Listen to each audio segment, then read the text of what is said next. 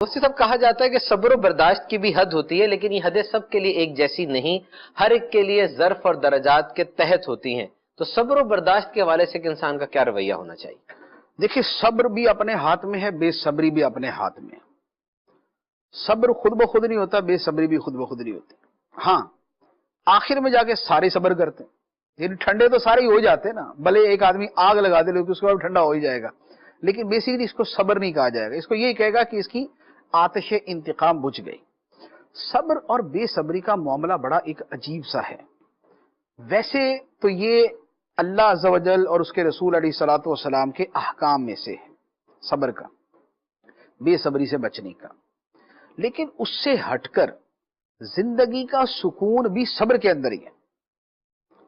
जो बंदा बेसब्रा है उसे जिंदगी में सुकून नहीं मिल सकता, और जिस बंदे में सब्र है उसकी जिंदगी में सुकून ही सुकून है।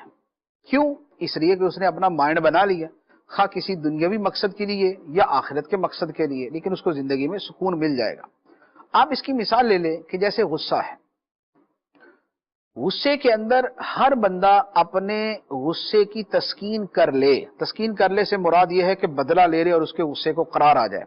हर बंदा इस पर कादिर नहीं, लेकिन अपने दिल में गुस्सा रखना इस पर कादिर है, लेकिन इसको खत्म करने पर भी कादिर है।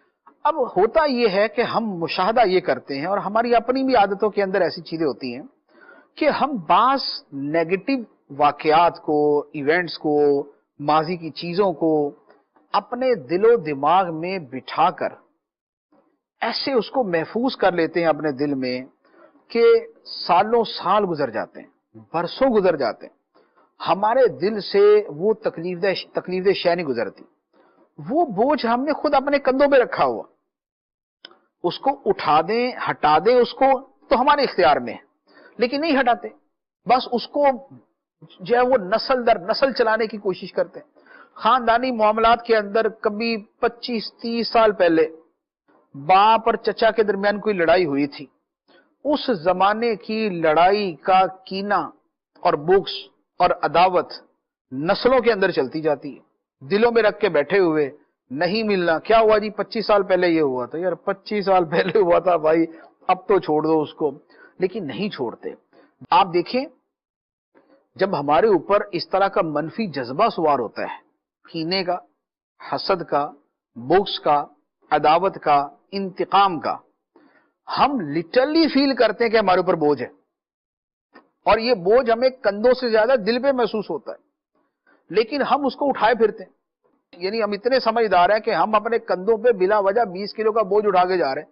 नमाज पढ़ने जा रहे हैं तो 20 किलो का बोझ उठाया हुआ है, हम हज करने जा रहे हैं तब भी 20 किलो का बोझ उठाया हुआ, और वक्त के साथ इस बोझ पे और बोझ लाते रहते हैं, क्योंकि मनफी चीजें तो और भी होती रहती हैं, हम वो भी लाते रहते हैं। लेकिन कभी भी हम ये नहीं करते कि यार एक मर्तबा इनको कंधों से उतार दिया जाए, रिलैक्स हो जाए, कंफर्ट फील करें और अपनी जिंदगी से इंजॉय करें। और ये खाम खा के अपने दिल के अंदर ऐसी चीजें रखना जो है ना, इसका फायदा नहीं है, इसको छोड़ दें।